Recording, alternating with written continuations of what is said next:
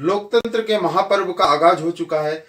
आज 120 वर्षीय बुजुर्ग ने आज वोट डाल के ये दिखा दिया है कि वह लोकतंत्र के ऊपर कितना विश्वास रखते हैं। आइए हम उनसे बात करते हैं। आपका क्या नाम है? गुरूर और आप कहाँ रहते हो? चंद्रकोट अच्छा, तो बरामदी आए हो तो नहीं तो पर आज वोट डाल के आए हो ना? आओ तो आपको कैसा लग रहा है वोट डाल के? अच्छा लगे जाने अच्छा लग रहा है। तो आप अभी भी चाहते वोट डालने जाते ही है हमेशा? दूसरा इंडिक रखकर जाना बाबू अच्छा। ये तो हाथ पाई नहीं चले जे मैं वोट हाथ पैर नहीं चल रहा है तो भी जा रहे हो आप? बहुत अच्छा।